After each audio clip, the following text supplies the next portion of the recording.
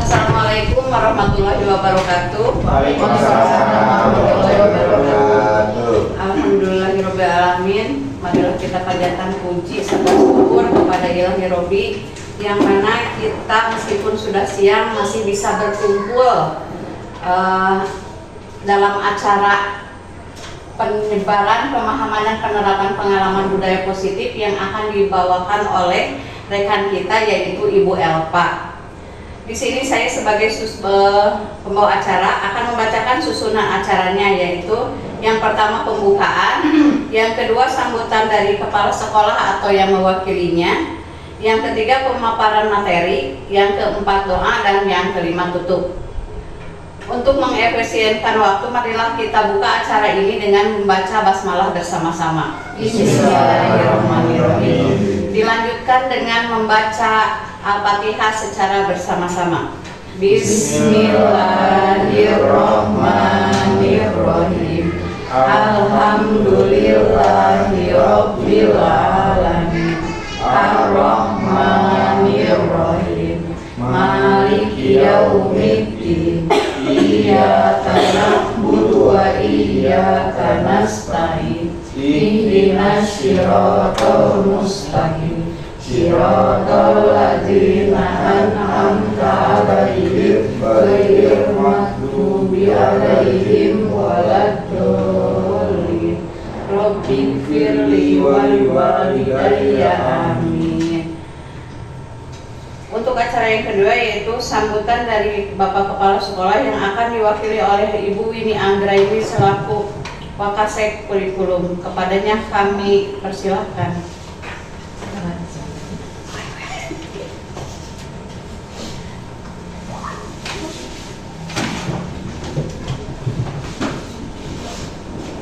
Bismillahirrahmanirrahim. Assalamualaikum warahmatullahi wabarakatuh. Waalaikumsalam warahmatullahi wabarakatuh.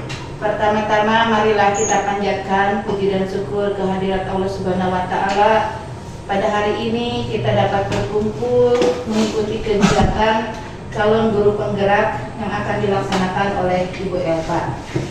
Tanpa salawat dan salam, marilah kita panjatkan ke junjungan Nabi kita Muhammad Sallallahu Alaihi Wasallam.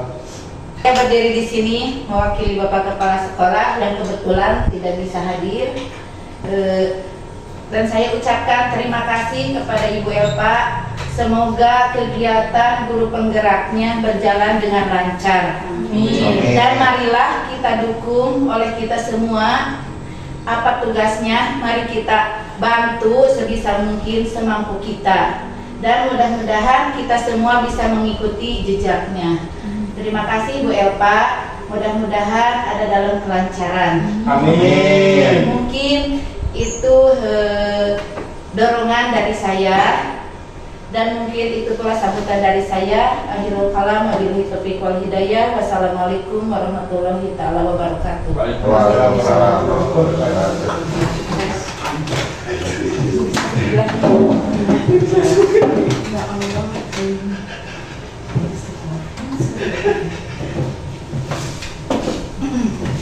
Terima kasih kepada Ibu Winnie yang telah mewakili Bapak Kepala Sekolah. Untuk acara yang ketiga yaitu pemaparan materi dari Ibu Elpa. Kepadanya kami persilahkan.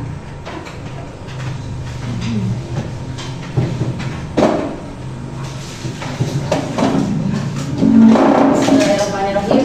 Assalamualaikum warahmatullahi wabarakatuh. Waalaikumsalam warahmatullahi wabarakatuh. Alhamdulillah ya, kita bisa kumpul di sini, dan saya ucapkan terima kasih banyak kepada Bapak Ibu yang telah meluangkan waktunya untuk mungkin mendengarkan ocehan saya ya dalam penyampaian materi. Nah, perlu Bapak Ibu ketahui materi ini merupakan tugas saya sebagai calon guru penggerak ya, ini tugas aksi nyata di modul 1.4. Nah, materinya itu yaitu penyebaran pemahaman dan penerapan pengalaman budaya positif. Kita langsung saja mungkin ya supaya mengefektifkan itu. Budaya positif. Ada yang tahu budaya itu apa? Kebiasaan. Terus apa lagi? Sama mungkin. Jadi kebiasaan kita lihat ya. Kita lihat dulu di sini ada 8 konsep inti budaya positif. Yang pertama, perubahan paradigma belajar. Yang kedua, disiplin positif. Yang ketiga, nilai-nilai kebajikan. Yang keempat, kebutuhan dasar manusia. Yang kelima, motivasi perilaku manusia. Yang keenam, posisi kontrol guru. Yang ketujuh, keyakinan kelas. Dan yang terakhir yaitu segitiga restitusi. Jadi ada 8 ya yang akan saya bahas, yang akan saya sampaikan tentang budaya positif.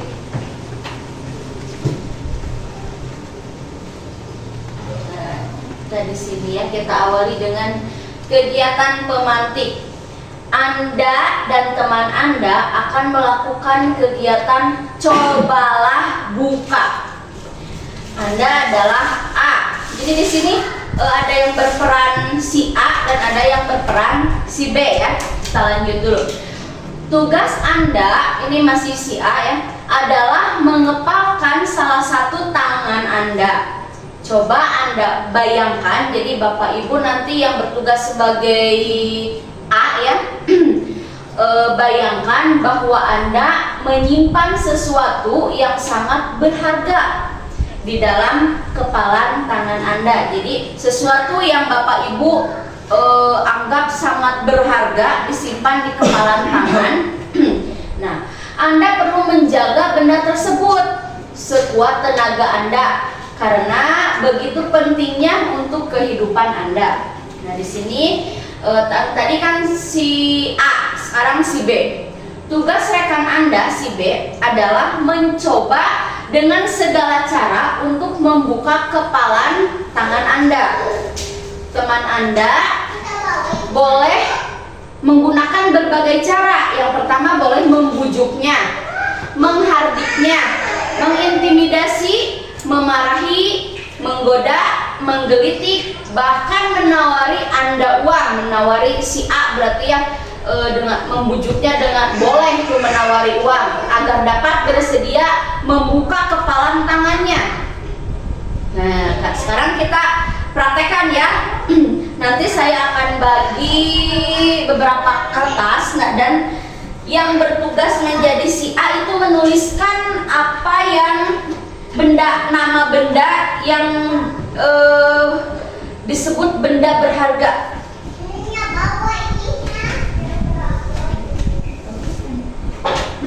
Pak Piki di dia, Pak Piki sarung idan.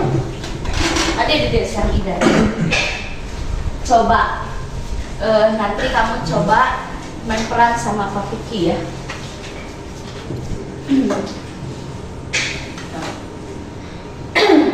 Berarti yang menulis di dalam kertas yang tadi saya bagikan yaitu berperan sebagai si A.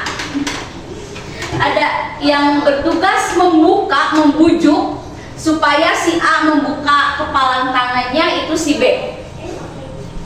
Boleh duduk Pak Piki, nggak apa-apa. Nih, nanti kamu coba bujuk nih. Jadi untuk membuka tangannya bebas, ya bebas. So, siap. Dalam hitungan 3 ya. 1, 2, 3. Ayo, coba.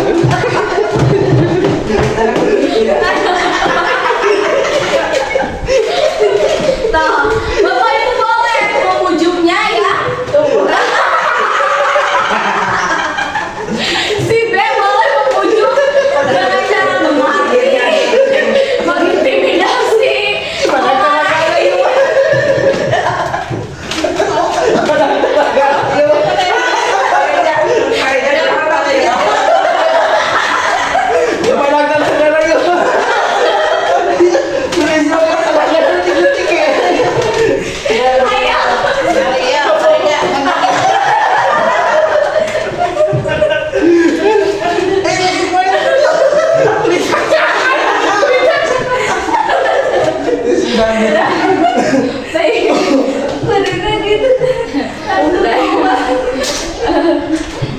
Makasih ya, makasih.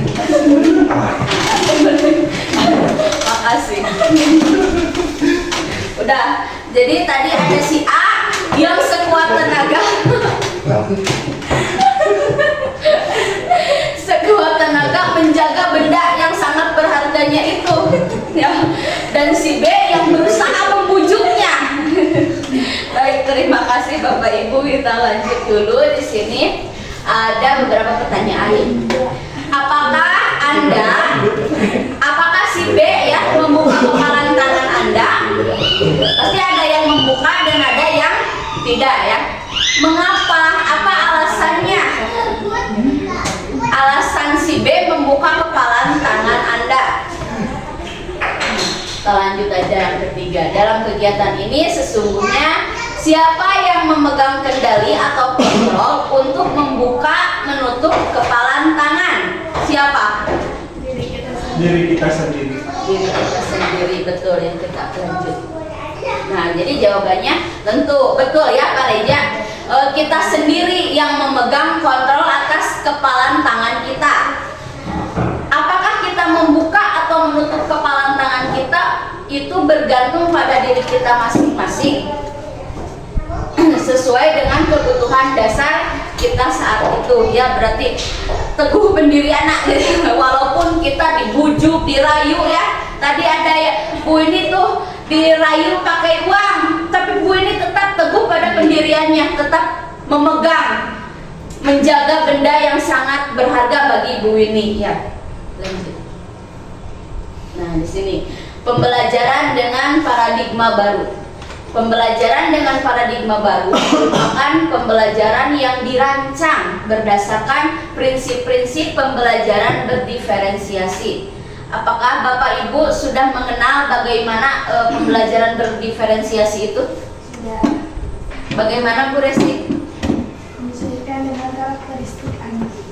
Betul ya. Jadi prinsip pembelajaran berdiferensiasi sehingga para peserta didik belajar sesuai kebutuhannya berdasarkan tahap perkembangan untuk mewujudkan profil Pancasila ya. Tentu kita di sekolah luar biasa ini ya, dengan beragamnya anak, beragamnya ketunaan, tunarungu, tunagrahita, tunadaksa, tunalaras tuh kita sudah menerapkannya di sekolah kita ya. Berbeda, mungkin sedikit berbeda dengan prinsip pembelajaran pada umumnya gitu yang di sekolah umum. Nah, tentu juga kita sudah berusaha ya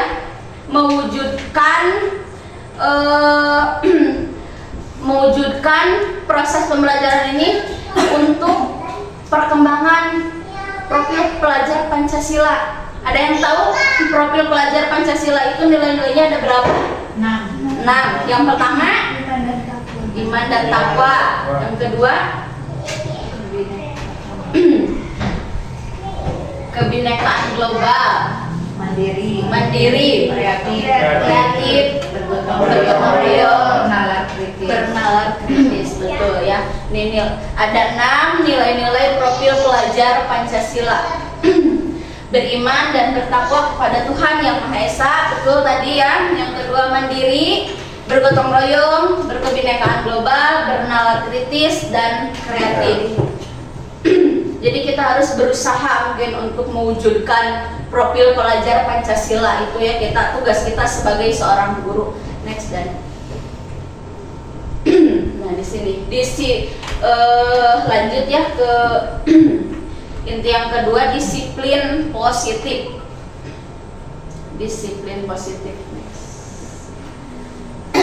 Disiplin positif merupakan suatu cara penerapan disiplin yang mengajarkan anak bertanggung jawab dan menumbuhkan kesadaran diri berdasarkan nilai-nilai kebajikan. Disiplin positif lebih ke arah disiplin diri yang dapat mengontrol diri dalam melakukan segala tindakan dan dapat membuat murid memahami dan menyadari berdasarkan motivasi internal, bukan akibat paksaan, ujian atau hukuman. Next dan.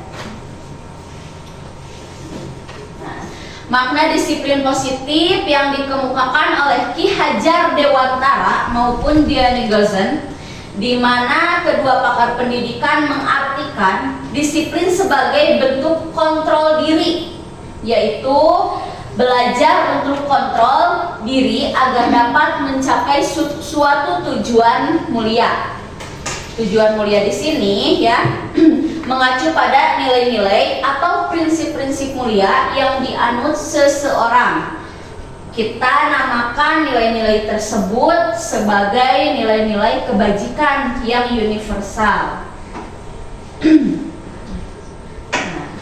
Lanjut ya, nilai yang ketiga berarti ini ya. Yang ketiga, nilai-nilai kebajikan, seharusnya itu salah ngetik.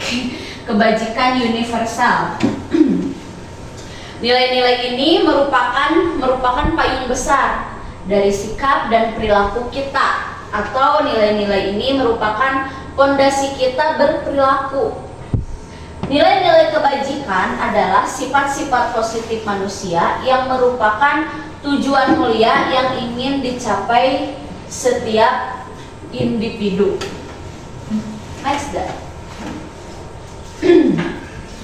Kita lihat di sini ya, ada berapa nilai kebajikan universal. Yang pertama ada profil pelajar Pancasila yang sedang digaung-gaungkan tuh ya pada kurikulum Merdeka ini ya.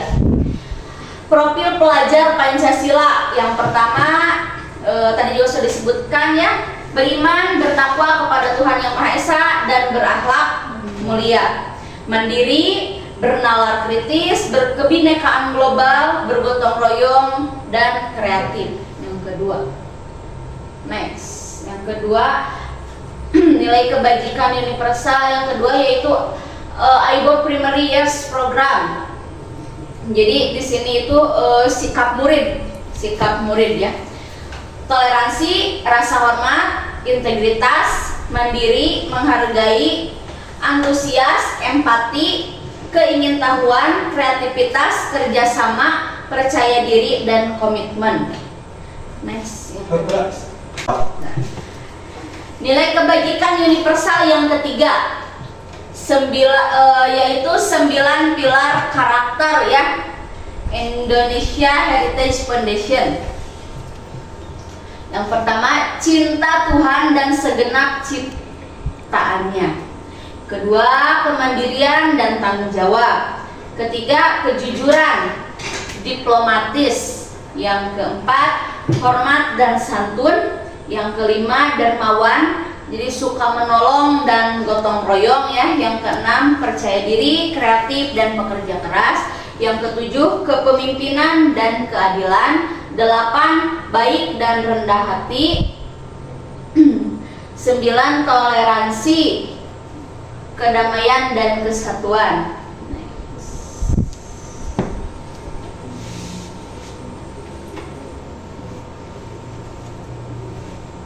Keempat, nilai kebajikan universal yang keempat, petunjuk hidup. Yang pertama, peduli, penalaran, bekerja sama, keberanian, keingintahuan, usaha, keluasan atau fleksibilitas, berorganisasi, kesabaran, keteguhan hati, kehormatan, memiliki rasa humor, berinisiatif, integritas, pemecahan masalah, sumber pengetahuan, tanggung jawab, dan persahabatan. Nilai kebajikan universal yang kelima, the 7 essential virtues. Jadi yang termasuk ke nomor 5 ini yaitu empati, suara hati, kontrol diri, rasa hormat, kebaikan, toleransi, dan keadilan. Jadi ini nilai-nilai kebajikan ya, nilai-nilai kebajikan. Mungkin ada yang ditanyakan dulu? Tidak ada ya? Kita lanjut saja, Mas. Yang keempat mungkin ya, yang barusan kan nilai-nilai Yang pertama perubahan paradigma belajar, disiplin positif. Yang ini nilai-nilai kebajikan. Yang keempat sekarang next dan kebutuhan dasar manusia. Kebutuhan dasar manusia. Coba menurut Bapak Ibu kebutuhan dasar manusia itu apa saja? Kasih sayang. Kasih sayang. Lalu Kebebasan. kebebasan, dihargai. Apalagi? Kesenangan. Kesenangan. Terus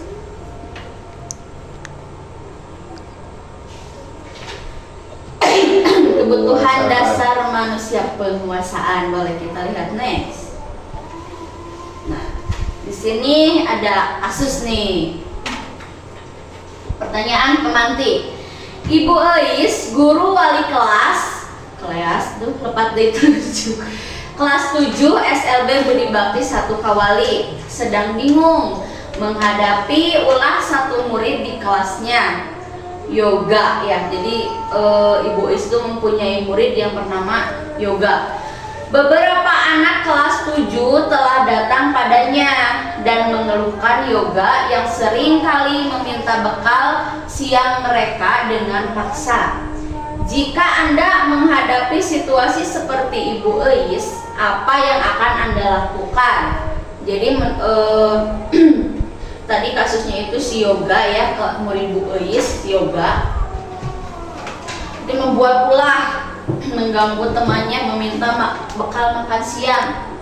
Dari kasus ini, menurut Bapak Ibu, kira-kira alasan Yoga melakukan itu apa? Alasannya? Lapar, bisa karena diberi uang jajan. bisa, lalu Ingin coba makanan yang lain. ingin mencoba makanan yang lain. Ada lagi? tertarik Tertarik bekal orang lain. tertarik dengan bekal orang lain ya. Kita lihat next. Nah, merujuk pada situasi yang sedang dihadapi Ibu Eis di atas dalam konteks penegakan disiplin positif, Ibu Eis sebaiknya jadi Ibu Eis itu harus mencari tahu alasan Yoga melakukan tindakan tersebut dengan mengetahui kebutuhan mana yang sedang berusaha dipenuhi oleh Yoga ya. Next. Nah, 5 kebutuhan dasar manusia. Seluruh tindakan manusia memiliki tujuan tertentu. Semua yang kita lakukan adalah usaha terbaik kita untuk mendapatkan apa yang kita inginkan. Ketika kita mendapatkan apa yang kita inginkan, sebetulnya saat itu kita sedang memenuhi satu atau lebih dari satu kebutuhan dasar kita. Jadi kebutuhan kita sebagai manusia ya. Nah, di sini ada 5 kebutuhan dasar manusia. Tadi udah Bapak Ibu sebutkan satu persatu ya, betul. Yang pertama ada bertahan hidup. Yang kedua kasih sayang dan rasa diterima. Ketiga ada kebebasan. Keempat kesenangan, dan terakhir kelima penguasaan ya. Jadi ini 5 kebutuhan dasar manusia. 5 ada 5. Next. Ketika seorang murid melakukan suatu perbuatan yang bertentangan dengan nilai-nilai kebajikan atau melanggar peraturan, hal itu sebenarnya dikarenakan mereka gagal memenuhi kebutuhan dasar mereka. Untuk lebih jelasnya, mari kita lihat satu persatu kelima kebutuhan dasar tadi. Nah, di sini yang pertama tadi 5 kebutuhan dasar manusia itu ada kebutuhan bertahan hidup ya. Kebutuhan bertahan hidup adalah kebutuhan yang bersifat fisiologis untuk bertahan hidup. Misalnya kesehatan, rumah, makanan ya. Lalu kebutuhan biologis sebagai bagian dari proses reproduksi, termasuk kebutuhan untuk bertahan hidup juga ya. Komponen psikologis pada kebutuhan ini meliputi kebutuhan akan perasaan aman. Kita gabung dengan kasus si yoga yang tadi ya, kasus yoga. Dalam kasus yoga di atas, apabila jawaban yoga ketika ditanya oleh Ibu Eis adalah karena ia lapar dan orang tuanya tidak membawakan bekal makan siang. Jadi kebutuhan dasar apa yang sedang dipenuhi oleh yoga? Bertahan hidup, betul ya. Jadi yoga sedang berusaha memenuhi kebutuhannya, kebutuhan bertahan hidup. Yang kedua, kasih sayang dan rasa diterima, kebutuhan untuk diterima ya. Kebutuhan untuk disayangi dan diterima meliputi kebutuhan akan hubungan dan koneksi sosial, kebutuhan untuk memberi dan menerima kasih sayang, dan kebutuhan untuk merasa menjadi bagian dari suatu kelompok. Kita lihat lagi dari kasus yoga tadi ya. Apabila yoga menjawab bahwa alasannya mengambil bekal temannya karena dia merasa senang temannya jadi memperhatikan dia. Ketika temannya melaporkan tindakannya itu pada gurunya dan gurunya memberitahu orang tuanya, sehingga orang tua jadi memperhatikan dia. Jadi setelah yoga melakukan itu, maka kebutuhan dasar yang sedang dipenuhi oleh yoga adalah kebutuhan akan kasih sayang. Ya, bisa saja yoga itu di rumahnya itu kurang perhatian, kurang kasih sayang ya dari orang tuanya. Selanjutnya, penguasaan kebutuhan pengakuan atau kemampuan.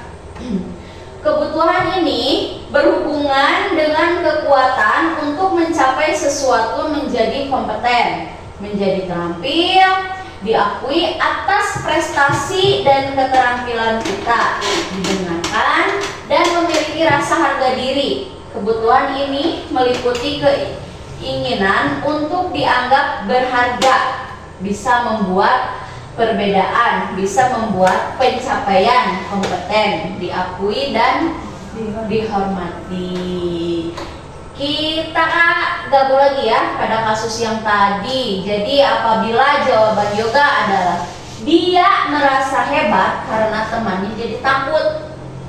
Nih, jadi temannya itu setelah diambil mungkin dengan ekspresi yoga yang menakutkan, jadi temannya itu jadi takut dengan dia dan menuruti keinginannya. Maka sebetulnya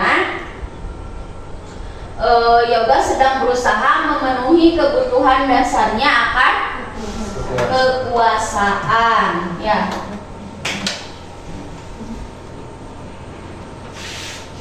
Sekarang kebebasan, kebutuhan akan pilihan ya. Kebutuhan untuk bebas adalah kebutuhan akan kemandirian, otonomi, memiliki pilihan, dan mampu mengendalikan arah hidup seseorang. Anak-anak dengan kebutuhan kebebasan yang tinggi menginginkan pilihan, mereka perlu banyak bergerak, suka mencoba-coba, dan terlalu terpengaruh orang lain, dan senang mencoba hal baru dan menarik. Nah, bila di jawaban si yoga ya dalam kasus yang tadi Ibu Eis, bahwa dia merasa bosan dengan bekal makanan. Tuh tadi ya dikatakan oleh Bapak Ibu karena si yoga bosan dengan bekal yang setiap hari mungkin dikasih ya, disiapkan oleh orang tuanya. Lalu karena ibunya selalu membawakan bekal yang sama, jadi setiap hari terus dengan itu misalnya bekalnya ya. Oleh karena itu dia ingin mencoba makanan teman-temannya yang beraneka ragam. Jadi kalau misalnya si Yoga bekalnya hanya dengan satu macam saja, tertarik melihat temannya membawa bekal yang beragam, misalnya ada sayurnya, ada lauknya, maka si Yoga di sini sedang berusaha memenuhi kebutuhannya akan kebebasan. Next. Nah, selanjutnya yaitu kesenangan, kebutuhan untuk merasa senang.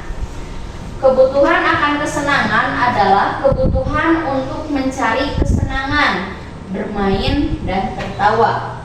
Anak-anak dengan kebutuhan dasar kesenangan yang tinggi biasanya ingin menikmati apa yang dilakukan. Nah, gabung lagi dengan kasus yang tadi si Yoga ya. Dalam kasus di atas, bila Yoga menjawab bahwa ia melakukannya karena iseng saja dan ia menikmati ekspresi wajah teman-temannya yang kesal karena diambil makanannya, dan menurut dia ekspresi teman-temannya itu lucu, maka berarti Yoga sedang berusaha memenuhi kebutuhannya akan kesenangan. Jadi si Yoga senang kalau mengganggu temannya, usil terhadap temannya karena senang melihat ekspresi teman-temannya yang kesal gitu karena diganggu oleh dia ya. Nah, konsep 5 kebutuhan dasar manusia tidak hanya berlaku bagi anak-anak atau murid-murid saja ya, namun juga bagi manusia dewasa dalam setting sekolah adalah para tenaga pendidik dan kependidikannya. Jadi kita gitu berlaku gitu, harus diterapkan pada kita sebagai pendidik ya. Masih semangat Bapak Ibu? Semangat ya. Masih semangat. Kita berlanjut konsep inti yang kelima tentang motivasi perilaku manusia. Nah, kita lihat di sini kebutuhan dasar manusia. Kebutuhan dasar manusia adalah segala sesuatu yang kita lakukan untuk mendapatkan apa yang kita inginkan. Seluruh tindakan yang kita lakukan memiliki tujuan tertentu ya. Jadi setiap kita melakukan sesuatu tentunya memiliki tujuan tertentu yang kita harapkan ya. Dan semua usaha terbaik yang kita lakukan adalah dalam rangka agar kebutuhan dasar kita terpenuhi dengan baik. Sini kita lihat ada ya 3 motivasi perilaku manusia menurut Gary Gosen dalam bukunya Restructuring School Discipline yang hesek macananya. Ayo orang Sunda tersebut pembaliutnya ya. Kembali lagi ke laptop. 3 motivasi perilaku manusia. Yang pertama, untuk menghindari ketidaknyamanan atau hukuman. Yang kedua, untuk mendapatkan imbalan atau penghargaan dari orang lain. Nah, yang ketiga, untuk menjadi orang yang mereka inginkan dan menghargai diri sendiri dengan nilai-nilai yang mereka percaya. Nah, itu tadi 3 motivasi perilaku manusia menurut seorang pakar ya, Diana Gosen. Next. Kita lihat di sini ada motivasi internal dan motivasi eksternal. Motivasi internal itu untuk menjadi orang yang mereka inginkan dan menghargai diri sendiri dengan nilai-nilai yang mereka percaya. Itu motivasi internal ya. Kalau motivasi eksternal, jadi untuk menghindari ketidaknyamanan atau hukuman. Lalu untuk mendapatkan imbalan atau penghargaan dari orang lain, ya itu motivasi eksternal. Jika murid kita ya masih memiliki perilaku motivasi yang berasal dari eksternal, yang mana untuk menghindari ketidaknyamanan atau untuk mendapatkan imbalan serta penghargaan dari orang lain, maka guru kita ya tentunya di sini harus berupaya untuk menumbuhkan motivasi internal pada murid agar dapat memunculkan pribadi yang menghargai diri sendiri dengan nilai-nilai yang mereka percaya. Nah, di sini ada 3 ya: hukuman, konsekuensi, restitusi. Hukuman di sini jadi tidak terencana atau tiba-tiba ya. Lalu murid tidak tahu apa yang akan terjadi atau tidak dilibatkan. Ketiga, bersifat satu arah. Yang terakhir berupa hukuman fisik atau psikis. Sedangkan konsekuensi di sini terencana, disepakati sesuai peraturan. Murid tetap dibuat tidak nyaman. Terakhir, sikap guru selalu memonitor murid. Sedangkan restitusi di sini proses menciptakan kondisi bagi murid untuk memperbaiki kesalahan. Lalu proses kolaboratif yang mengajarkan murid untuk mencari solusi sendiri. Kita sebagai guru sebaiknya hindari hukuman dan pemberian penghargaan berlebihan agar meminimalisir motivasi eksternal dalam diri murid. Jadi kita itu tidak boleh menghukum, boleh menghukum asal menghukumnya itu dalam artian yang mendidik ya, terus memberi penghargaan berlebihan. Jadi memberi penghargaan yang berlebihan di sini mungkin contohnya seperti apa? Memberi penghargaan berlebihan, misalnya si anak tuh melakukan instruksi dari guru dengan baik, kita kasih motor hadiah yang berlebihan, nggak boleh ya. Kecuali kita misalnya kalau si anak mengikuti instruksi dari guru dan berhasil, kita cukup berikan penghargaan dengan acungkan jempol. Jadi tidak berlebihan ya, Mas Dan. Nah, kita lanjut, mungkin masih semangat Bapak Ibu? Semangat. Semangat ya, terima kasih. Kita jangan kalah semangat sama anak-anak yang selalu semangat ya tiap pagi datang ke sekolah. Semangat. Yang kita lanjut ya, konsep inti budaya positif yang ke-6. Yang ke-6. Di sini ada posisi kontrol seorang guru. Apa coba posisi kontrol seorang guru? Ada yang tahu? Boleh sih? Posisi kontrol seorang guru. Nah, di sini lihat. Penghukum, pembuat merasa bersalah, teman, pemantau, manajer. Nah, kita sebagai seorang guru menempatkan kita di mana sih? Manajer. Bu ini manajer. Hukum Buresi. Pemantau, teman. Pak Reja di mana? Pemantau. Pak Piki? Sama pemantau. Oh sama. Bu Indah? Membuat merasa bersalah. Pak Cepi di mana? Manajer. Idan? Bukan. Di mana kamu?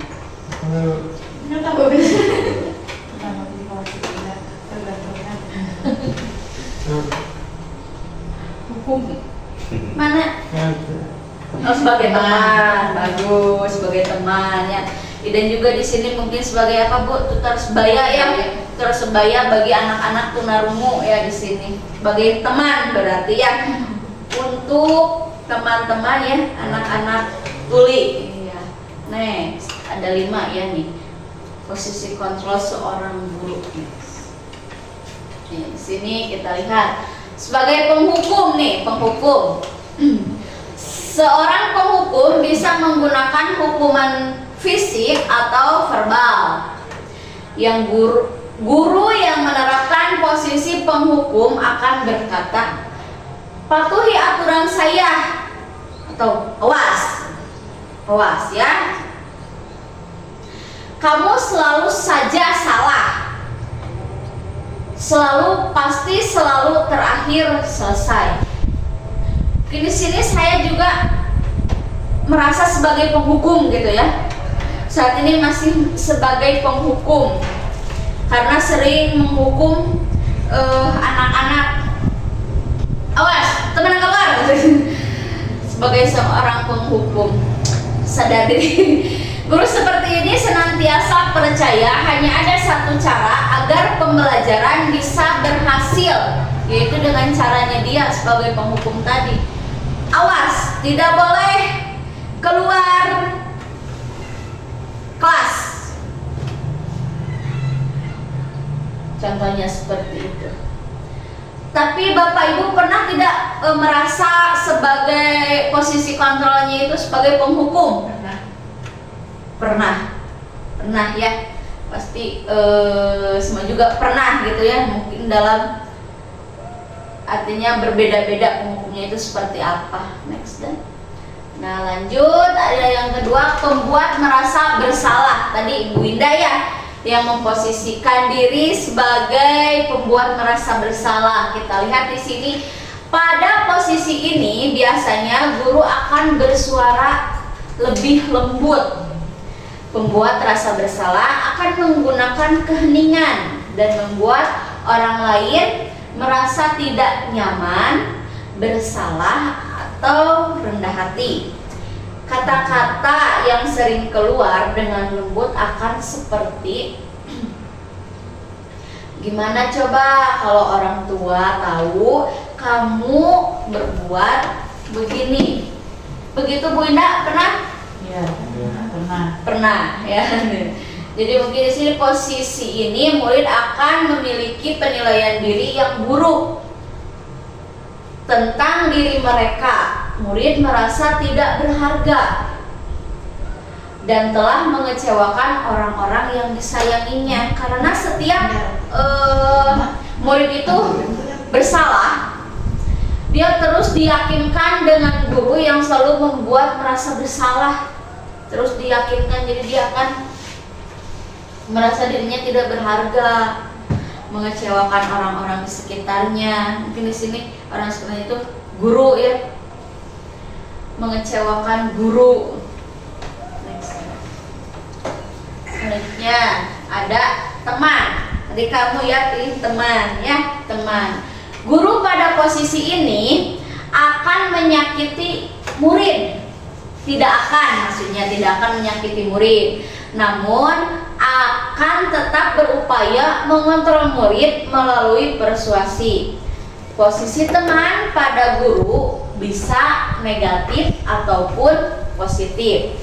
Di sini berupa hubungan baik yang terjalin antara guru dan murid. Mereka akan berkata, "Ayo, bantulah demi bapak ya, atau demi ibu ya. Ayo, ingat, tidak bantuan bapak selama ini, atau ingat tidak bantuan ibu selama ini." Ada juga, ya sudah, kali ini tidak apa-apa, nanti ibu bantu bereskan. Nah, jadi guru yang memposisikan sebagai teman akan berkata seperti itu contohnya ya. Hal negatif dari posisi teman adalah bila suatu saat guru tersebut tidak membantu murid, maka akan kecewa dan berkata, saya pikir bapak atau ibu teman saya karena sering dibantu, mungkinnya karena sering dibantu suatu hari tidak dibantu. Jadi murid akan mempunyai pikiran seperti itu. Saya pikir bapak ibu teman saya. Murid merasa dikecewakan dan tidak mau lagi berusaha. Hal lain yang mungkin timbul adalah murid hanya akan bertindak untuk guru tertentu dan tidak untuk guru lainnya. Murid akan tergantung pada guru tersebut. Jadi murid yang gurunya itu memposisikannya sebagai teman, jika tidak dibantu akan merasa kecewa, lalu akan terus ketergantungan. Seperti halnya mungkin anak-anak kita ya di sini kebanyakan gitu ketergantungan sama gurunya ya. Kalau misalnya sudah sama guru yang itu terus saja sama yang itu, sama yang lain tidak mau nurut ya, tidak mau mengikuti instruksi guru lain. Kalau dengan si A terus. Next. Nah, selanjutnya itu pemantau. Memantau berarti mengawasi. Pada saat kita mengawasi, kita bertanggung jawab atas perilaku orang-orang yang kita awasi. Posisi pemantau berdasarkan pada peraturan dan konsekuensi. Pertanyaan yang diajukan seorang pemantau ini seperti ini. Peraturannya apa? Apa yang telah kamu lakukan? Sanksi apa atau konsekuensinya apa? Posisi pemantau sendiri berawal dari teori stimulus respon yang menunjukkan tanggung jawab guru dalam mengontrol murid. Nah, sini kita lanjut saja ya. Ada guru yang memposisikan dirinya sebagai manajer. Posisi ini di mana guru berbuat sesuatu bersama dengan murid, mempersilahkan murid mempertanggungjawabkan perilakunya, mendukung murid agar dapat menemukan solusi atas permasalahannya sendiri.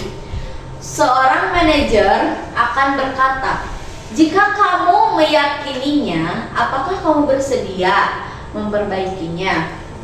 Jika kamu memperbaiki ini, hal ini menunjukkan apa tentang dirimu?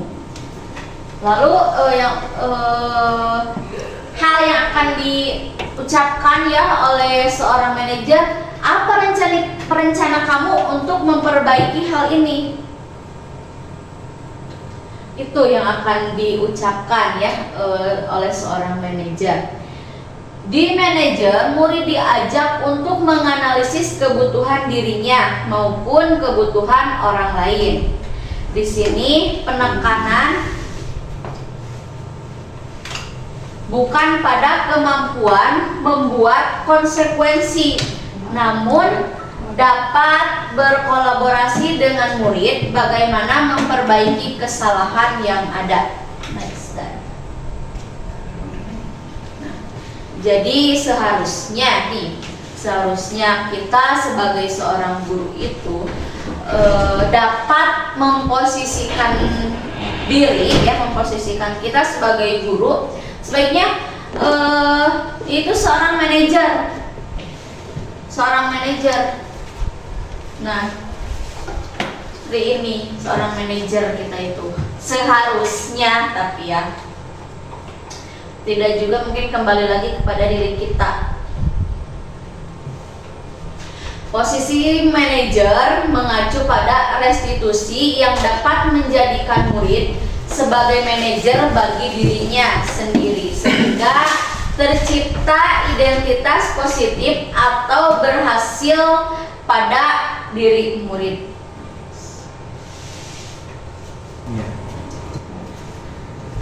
Selanjutnya di sini ada keyakinan sekolah atau keyakinan kelas. Terus yang ibu bapak ketahui tentang keyakinan sekolah atau keyakinan kelas.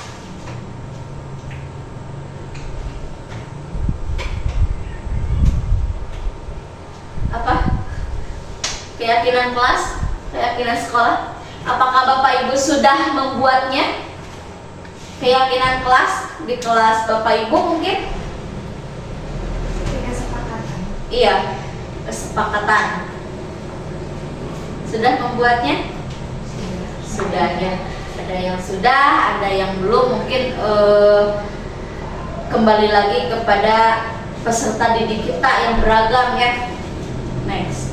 Nah, di sini guru berperan dalam mewujudkan terbentuknya keyakinan sekolah atau kelas dengan adanya kesepakatan antara guru dan murid. Jadi tidak asal misalnya karena saya sebagai seorang guru saya tulis saja nih kesepakatan kelasnya, nggak bisa gitu ya. Tapi harus ada kesepakatan antara guru dan murid. Jadi tidak asal bikin saja. Contohnya Bu Resia mau bikin kesepakatan kelas tapi tidak berunding dulu sama anak-anaknya ya. Asal saja terus nih ini kesepakatan kelas kita, tidak seperti itu.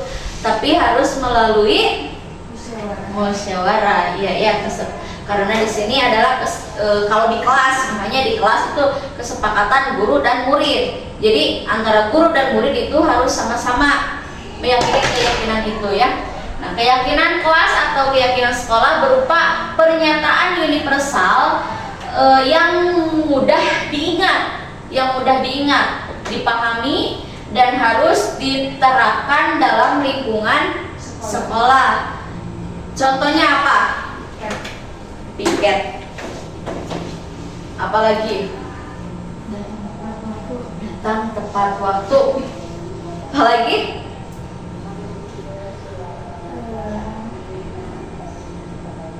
Mematuhi peraturan. Berdoa sebelum belajar. Memakai seragam. Nah, jadi pernyataan karena keyakinan kelas itu merupakan pernyataan universal yang mudah diingat. Jadi tadi misalnya piket. Jadi jagalah kebersihan. Jadi jagalah kebersihan itu termasuk harus piket. Misalnya diantaranya ya di dalamnya, membuang sampah pada tempatnya, terus berpakaian sesuai dengan kesepakatan sekolah itu ya. Next dan. Nah, ini contohnya yang sudah dibuat keyakinan kelas atau janji kelas ya. Rajin, tepat waktu, percaya diri, harus saling menghormati, kerjasama, mandiri. Jadi di kelas harus sama teman itu harus terjalin kerjasama ya. Saling menghargai ya. Inilah contohnya, contoh keyakinan kelas. Nanti kalau misalnya yang belum atau bisa menyesuaikan dengan anak-anak didiknya, kalau kita kan misalnya contohnya sama anak autis, tidak mungkin membuat keyakinan kelas karena dengan keterbatasan anak autis itu susah ya untuk belajar duduk saja gitu, konsentrasi sulit, apalagi kalau diajak berunding untuk membuat keyakinan kelas. Ini contohnya ya. Yang terakhir ya, bagian terakhir dari konsep inti budaya positif itu ada segitiga restitusi dalam penyelesaian masalah. Segitiga restitusi. Oke, langsung saja ini kan ya. Restitusi adalah proses menciptakan kondisi bagi murid untuk memperbaiki kesalahan mereka sehingga mereka bisa kembali pada kelompok mereka dengan karakter yang lebih kuat. Nah, pernyataan restitusi ini menurut Gozan ya.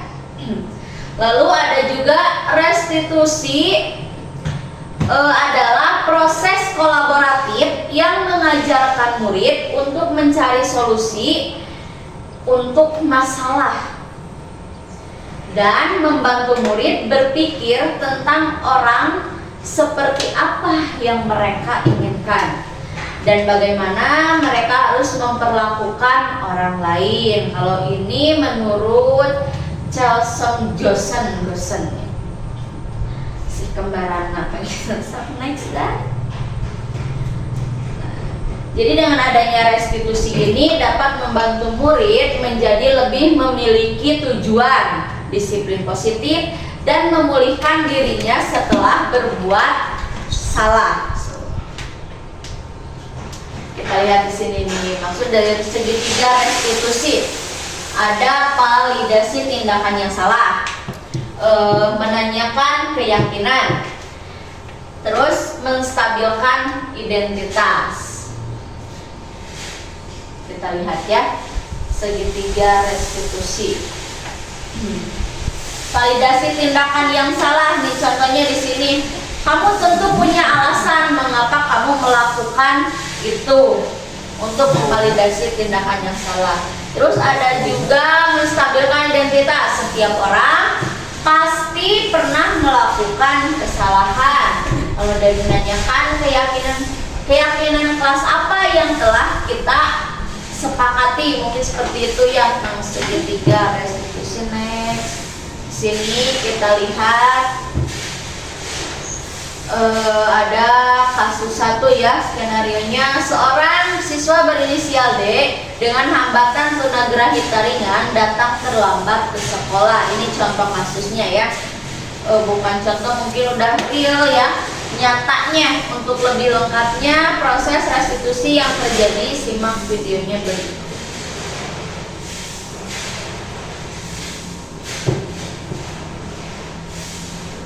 Lihat videonya.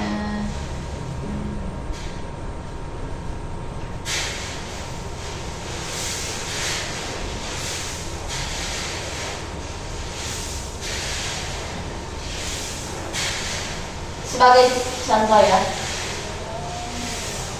nih ini Dea.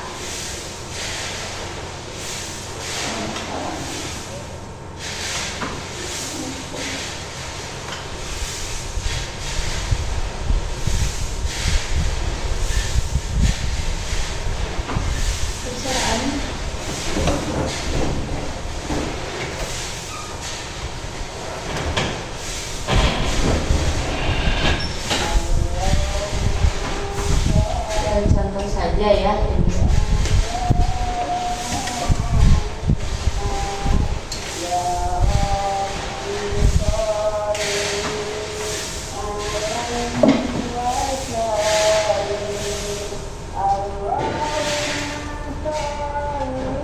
Jadi yang tadi itu siswa saya yang berinisial D dengan hambatan tunagrahita ringan datang terlambat ke sekolah. Yang cara penyelesaian masalahnya itu dengan menggunakan segitiga restitusi. Jadi awalnya saya menanyakan kenapa dia datang terlambat, alasannya apa. Lalu terakhir, apakah ditanya besok apakah dia akan melakukan hal yang sama, misalnya akan datang ke sekolah terlambat. Membuat perjanjian lah di sana, mungkin seperti itu ya.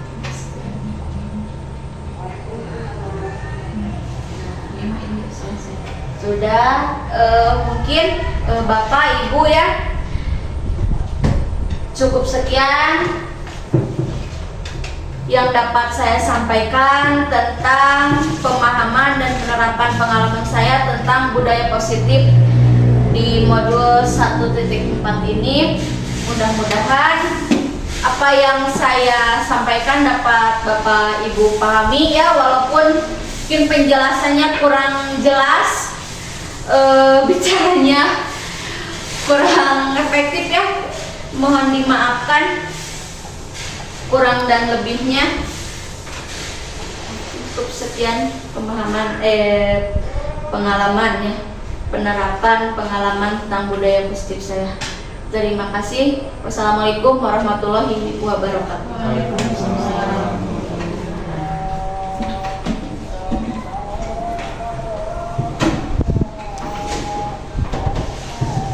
Alhamdulillahirrahmanirrahim, pemaparan tentang budaya positif telah selesai Ibu Elpa paparkan. Mudah-mudahan ada manfaatnya bagi kita semua.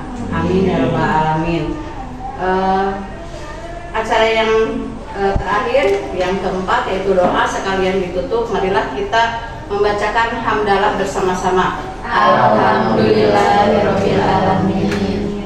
Saya tutup acara ini dengan ucapan Assalamualaikum warahmatullahi wabarakatuh. Waalaikumsalam warahmatullahi wabarakatuh. Maha